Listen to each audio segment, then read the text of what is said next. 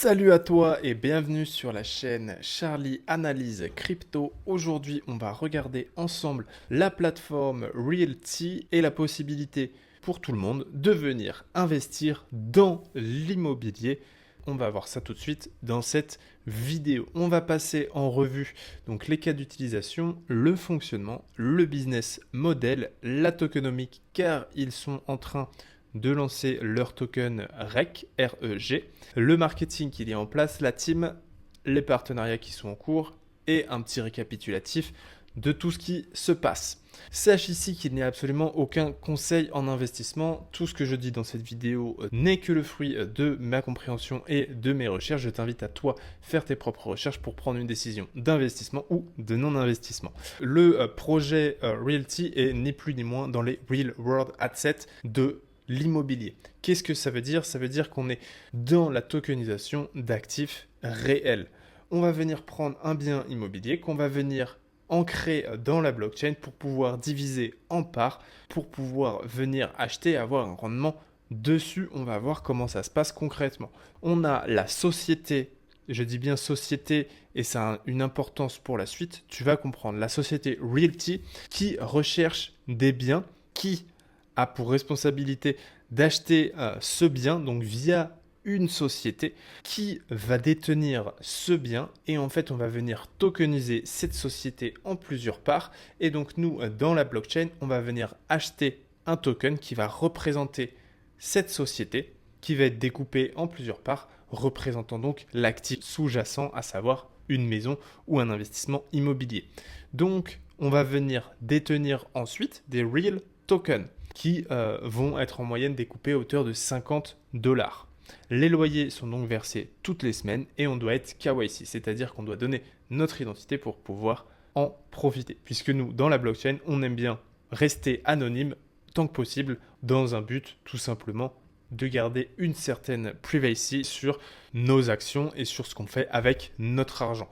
Donc là, ça nécessite de révéler son identité. On est plus ou moins sur un format de crowdfunding qui a été tokenisé et c'est très pertinent. Ça a été surtout mené à bien depuis le début. On n'a absolument aucun souci de paiement. Donc, rapidement, on a en moyenne sur la plateforme des rendements de 9% annualisés avec une prise de valeur. Ça fait depuis 2019 que le projet est lancé, mais on y reviendra aussi par la suite sur la partie historique. Ça a été donc construit sur Gnosis. Gnosis, c'est une sidechain construite sur Ethereum. Je ne vais pas te prendre la tête avec ça, mais en gros, on va pouvoir utiliser la sécurité d'Ethereum et augmenter la scalabilité, donc augmenter le nombre de transactions pour pouvoir réduire les frais, tout simplement. Aujourd'hui, Realty propose pour limiter la friction avec les personnes qui auraient du mal à venir utiliser leur wallet, ce qui peut se comprendre, ça va être de ne pas utiliser de wallet et de payer directement sur la plateforme Realty, donc via un compte, via des informations personnelles. Les clés privées vont donc être gérées par Realty via un multisig pour quand même sécuriser derrière. Là, on a deux aspects qui sont très intéressants. Je vais commencer par la plateforme YAM, donc qui est créée directement par la société Realty, qui va te permettre, une fois que tu auras acheté un actif, un token représentant une maison, donc un real token, tu vas pouvoir venir l'échanger de personne à personne. Tu vas pouvoir revendre cet actif à une autre personne. Peut-être que tu auras fait 25% parce que la maison, le bien en lui-même aura été évalué à 25% plus cher qu'il y a quelques années quand tu as acheté cet actif. Donc tu vas faire une plus-value en plus du rendement annualisé que tu reçois chaque semaine. Donc ça, c'est intéressant. On est sur cette plateforme-là. Et d'ailleurs, il y a même le protocole qui te propose directement de les racheter. Il y a une forte demande. Donc en général, ça part assez vite les produits qu'ils ont, donc les biens immobiliers. Et on a un autre aspect qui est intéressant, dénommé le RMM, Real Token Money Market. Ça a été construit en partenariat avec AAV directement, AAV qui est le plus gros protocole de finance décentralisée. On va venir utiliser en fait les actifs, c'est-à-dire que je viens acheter pour $500, donc $500 qui sont représentés sous forme de real token. Avec ce real token, je vais pouvoir les déposer dans un smart contract qui va me permettre à ce moment-là de venir réemprunter dessus. Donc en fait, on va l'utiliser en tant que collatéral. C'est-à-dire que sur ces 500 dollars, je vais pouvoir réemprunter dessus. Imaginons que ces 500 dollars me rapportent aujourd'hui 10% par an. Sur ces 500 dollars, je vais pouvoir réemprunter, disons, 300 dollars. Sur ces 300 dollars, je vais pouvoir les échanger, les mettre et racheter une partie de la maison et réobtenir 10%. Donc, c'est-à-dire que là, j'aurai 5% en plus sur ces 300. Ça permet d'augmenter le capital et d'avoir un rendement plus grand. Mais on pourrait s'en servir pour autre chose aussi. Donc, ça devient intéressant à partir du moment où on peut utiliser un token en tant que collatéral, à partir du moment où on l'utilise déjà en tant que rendement. On peut venir faire ce qu'on appelle dans la DeFi une boucle. Donc voilà, le projet, il est très pertinent, il est avancé, il est abouti et on va voir tout de suite les chiffres clés justement de ce projet. C'est plus de 16 000 investisseurs qui sont actifs dans 154 pays. Je ne sais pas si tu te rends compte, mais en 4-5 ans, c'est quand même très très fort. Ils ont aujourd'hui sous leur gestion plus de 535 propriétés tokenisées, représentant un montant total de plus de 100 millions de dollars. Ça a généré 15 millions de dollars de revenus qui ont été distribués aux détenteurs de tokens. La croissance des propriétés sous gestion a augmenté en moyenne de 15% depuis l'achat. Donc ça prouve qu'on a une équipe, on a une entité derrière ce projet qui est capable de faire des investissements concrets et pertinents en termes d'emplacement, en termes de diversification, parce qu'ils ont des biens un petit peu partout, ils ont plein de locataires sur des biens. C'est vraiment très intéressant. On a une équipe qui est experte, ou en tout cas qui connaît très bien l'immobilier et l'investissement immobilier. Donc comment fonctionne le business model? Donc en fait, l'entreprise, donc la LLC qui est créée, elle va venir prendre des frais sur la gestion, c'est normal. Ils vont tout gérer, c'est-à-dire que nous, on a juste à venir et à mettre notre argent et à récupérer un bénéfice. Donc eux, ils vont gérer les locataires, ils vont gérer les loyers et ils vont gérer tout ce qu'il y a à gérer de manière générale. Donc forcément, ils prennent des frais, mais j'ai pas réussi forcément à trouver les frais et comment c'était géré concrètement. La taille du marché, donc selon eux, sur la tokenisation d'actifs, donc là on ne parle pas que d'immobilier, on arriverait à 68 milliards d'ici 2030. Ce chiffre ne me choque pas du tout, puisque en fait, c'est même ridicule, parce que 68 milliards, quand on prend les bons du trésor américains, les bons du trésor de tous les pays, qu'on prend tous les actifs, donc l'immobilier, l'or et en fait tous les autres actifs, c'est juste énorme, on arrive à des montants qui sont beaucoup plus gros que ça. Donc voilà la croissance que cela devrait représenter sur l'immobilier via des sources externes. Donc les revenus futurs vont dépendre sur cette plateforme d'une seule chose, de leur capacité à se développer et d'aller chercher des nouveaux projets. Et ça tombe bien parce qu'ils ouvrent le marché normalement bientôt, en tout cas il n'y a pas de date, mais ils développent, passe un petit peu en avance sur les partenariats puisque Realty ont ouvert une filiale, Realty Europe SAS, et du coup ils vont venir investir de manière réglementée dans l'Europe. On est déjà en Amérique, on est déjà en Amérique du Sud et on vient diversifier encore plus. On est sur du long terme, on est sur du court terme, enfin bref, ils ont tout un panel d'investissement qui vient se diversifier et c'est très intéressant. Maintenant, on va rentrer dans une partie un petit peu plus technique peut-être pour certains au niveau de la tokenomique, puisque Realty est une société qui utilise la blockchain pour nous permettre des rendements dans la blockchain. Et ils sont en train de lancer leur token, le REG. Le REG va être un token DAO, donc de gouvernance décentralisée, ce qui va venir permettre à tout détenteur de ce token de venir voter, de venir faire des propositions. Non pas directement dans quel choix stratégique faire pour l'entreprise Realty, mais bel et bien au sein uniquement du token REG et de sa croissance. Donc on va être limité et c'est tout à fait normal. Ils ne viennent pas aujourd'hui décentraliser leur entreprise. Il reste une entreprise centralisée qui gère un protocole décentralisé. Il faut bien comprendre cette nuance. Donc si tu es dans la DeFi et dans la blockchain déjà, tu comprends. Sinon, c'est bien deux choses distinctes. Détenir un token, ce n'est pas détenir une entreprise. Détenir un token, c'est détenir la possibilité d'utiliser ce token dans une tokenomique, par exemple. Donc ici, ce token va nous permettre de posséder des droits de vote pour la plateforme et c'est aujourd'hui la seule chose qui va être utile. Et ça reste intéressant, on va voir dans la construction et la dilution, les relâchements de tokens qui arrivent de par ce qu'ils ont créé. C'est quelque chose d'assez novateur dans le marché ou de quelque chose qu'on ne voit pas ou que je n'ai jamais vu de la sorte. On a une courbe qui est un petit peu inversée. Généralement, on va relâcher fortement des tokens les 2-3 premières années pour ensuite réduire. Là, on va avoir une inflation assez linéaire si on prend le pourcentage d'inflation, mais les tokens vont être relâchés au fur et à mesure. À l'avenir, la DAO choisira l'utilité. On pourra implémenter par la suite plus d'utilité directement. L'objectif aussi de faire ce token, c'est de venir récompenser les utilisateurs précoces et les futurs utilisateurs pour venir inciter l'utilisation, la détention et la décentralisation de ce projet. Mais selon moi, si je dois critiquer tout de suite, ils auraient vraiment voulu décentraliser. Ils permettraient à tout le monde de pouvoir voter pour qui va devoir sélectionner les projets, quels vont être les projets qui vont être sélectionnés et comment justement on va gérer vraiment les investissements et les choix qui sont faits de manière stratégique. Alors bien sûr, ça passe en général par des personnes sélectionnées ou compétentes dans le domaine, comme c'est le cas dans d'autres types de projets Real World Asset, principalement autour de la facture, mais voilà, on pourrait, je pense, avoir à la suite de ça une vraie fusion entre la société et le protocole et le token pour venir décentraliser un petit peu plus. Donc on est quand même sur un fair lunch, c'est-à-dire qu'on va vraiment donner la parole et beaucoup de tokens à la communauté, à l'écosystème. L'équipe va avoir 10% et ils vont laisser 3% qui va être géré par l'entreprise directement. Donc voilà les relâchements. Alors aujourd'hui, je vais y revenir, mais on n'est pas tout à fait dans ce positionnement et ça me gêne un petit peu.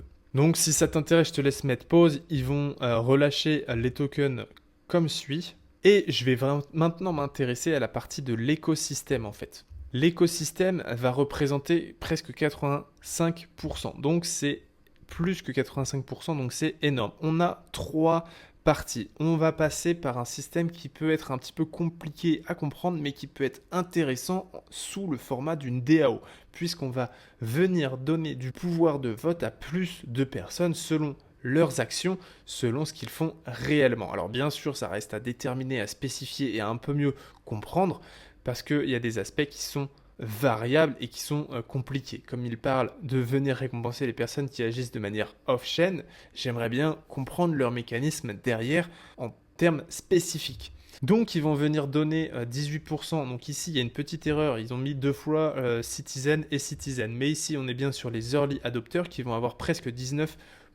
Donc les early adopters, c'est toutes les personnes qui, sur ces 5 dernières années, détenaient déjà des tokens, des real tokens. Donc j'ai juste fait une petite correction sur les chiffres qui étaient ici, étant donné que j'avais mal recopié. Donc on va avoir bien 23% qui vont être pour les personnes qui vont être actifs. Donc là, on va devoir prouver une certaine activité. Donc là, il précise off-chain, mais j'ai vraiment du mal à comprendre. Une certaine activité de vote, d'interaction, il y a tout un paramètre qui va faire qu'on va avoir plus de tokens qui vont être relâchés selon le NFT, puisqu'on a un système qui est assez intéressant. C'est-à-dire que dans notre NFT, on va avoir ce qu'ils appellent de la matière noire qui vont venir s'enregistrer dans le NFT en question et qui vont faire grandir notre pouvoir de vote et aussi nos récompenses directement.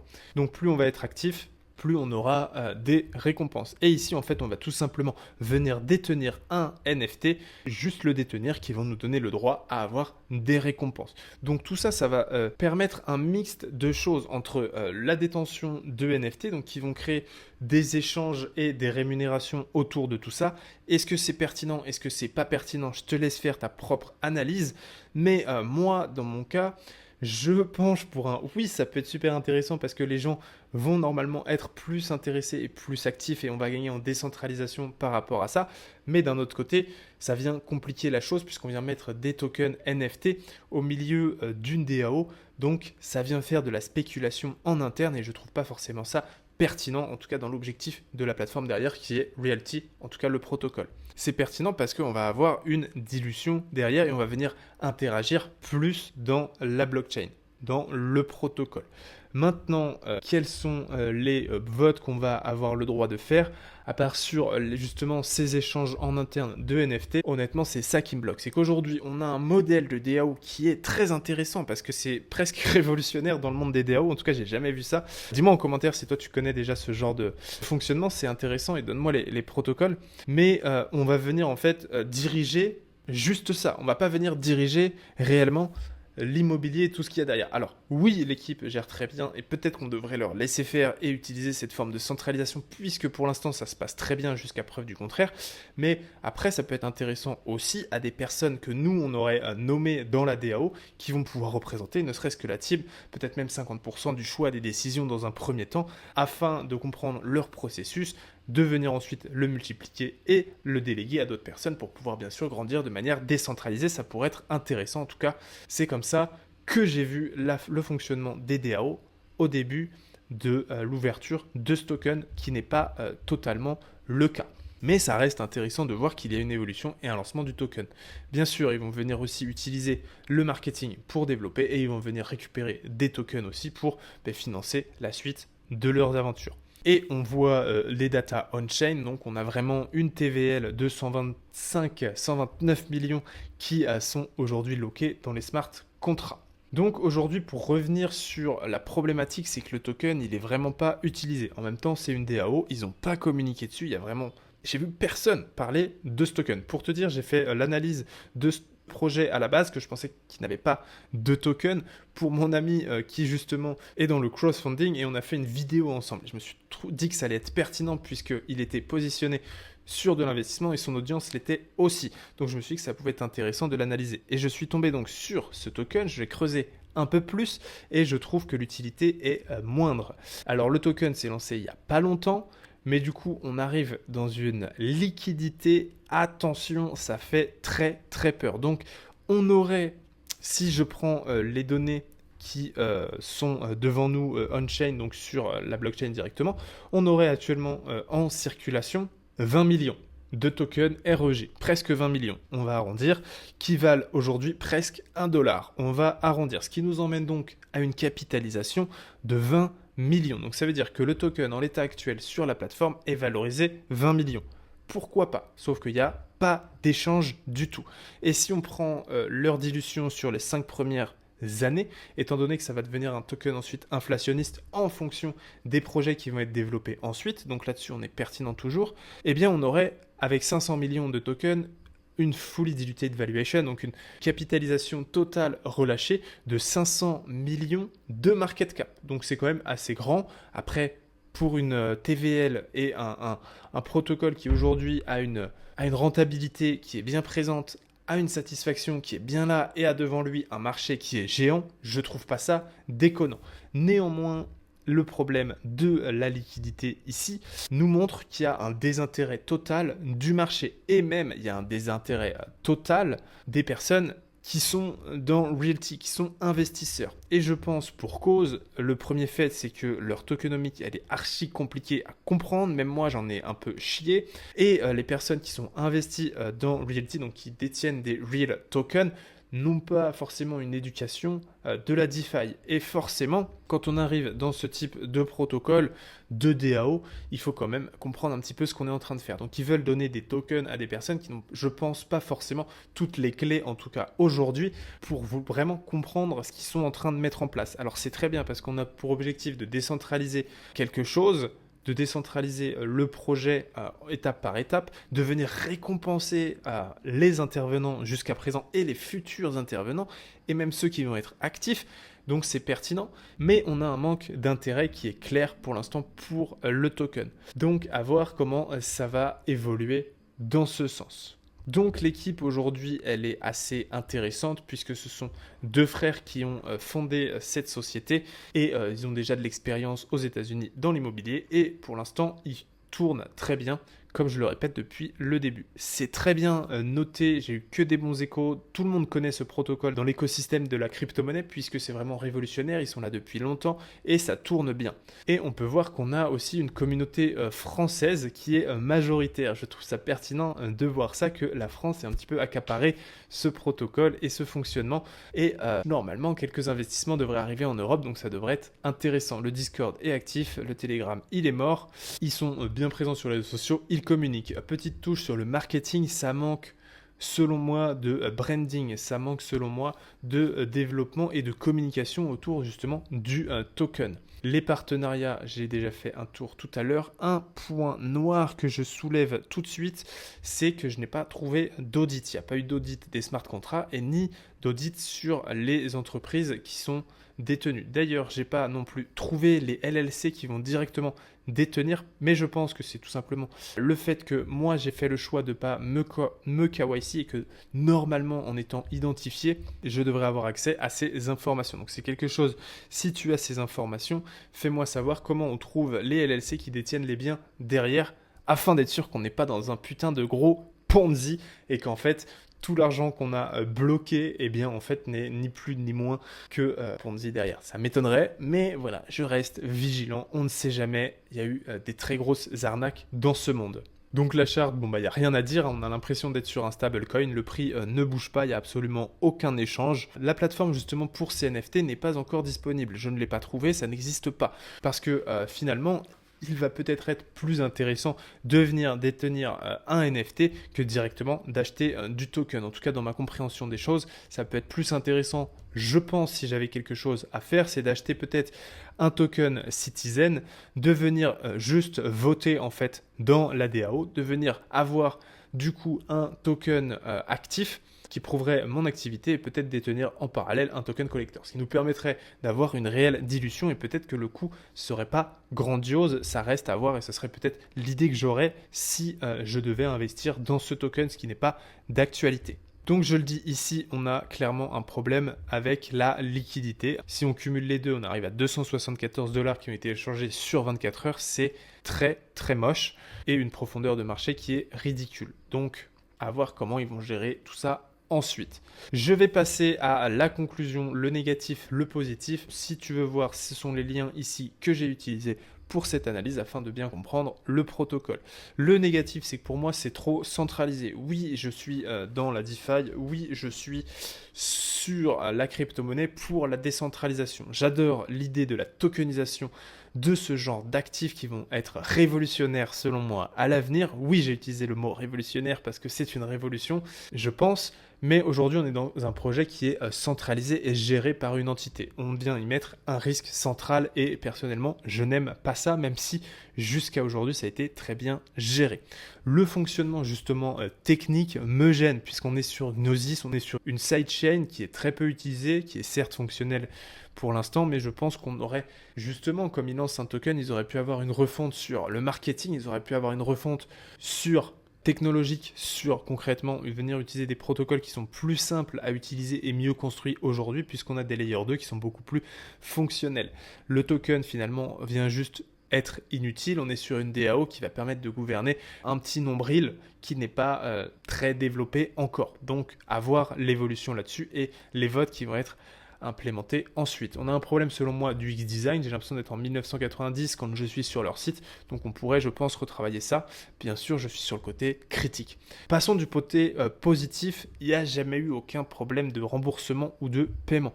On a un process qui depuis le début fonctionne, ils achètent des biens avec en moyenne presque 10% de rentabilité et 15% de plus-value en moyenne sur les biens, ce qui est énorme, sachant qu'on est sur l'immobilier, qu'on a une diversification qui est très bien faite. On n'a rien à faire, les entreprises gèrent ça directement. Quand je dis les entreprises, c'est les LLC qui détiennent le bien, gèrent ça directement et c'est très bien fait. Donc, à voir si ça continue dans ce sens, mais pour l'instant, c'est un réel chapeau que je tire aux équipes puisque c'est un vrai beau boulot, si bien sûr, il n'y a pas de problème derrière. Et l'onboarding et la facilitation justement de récupérer des personnes qui ne sont pas de base dans l'écosystème de la crypto-monnaie est très bien fait. On va venir les former, on va leur expliquer justement au début comment utiliser un wallet et aujourd'hui on leur permet même de venir acheter directement avec leur carte bleue. Donc l'onboarding, donc le process pour faire rentrer des personnes qui viennent acheter justement ces actifs, elle est très bien faite. Donc ma conclusion ici, c'est qu'on est sur un projet pertinent qui aujourd'hui existe, qui aujourd'hui est rentable et propose de la rentabilité au sein de la blockchain dans lequel on va pouvoir utiliser ensuite comme collatéral pour emprunter ou venir avoir d'autres rendements dessus. On a une équipe pertinente, mais on a un token qui se lance et qui reste encore assez flou dans la modélisation finale que va être le token REG. Je te remercie d'avoir regardé cette vidéo. Mets-moi un pouce bleu, ça m'encourage à continuer les vidéos et ça me référence pour l'algorithme. Partage-la aussi à quelqu'un que tu sais que ça pourrait intéresser. Je te dis à très vite pour d'autres aventures. Ciao.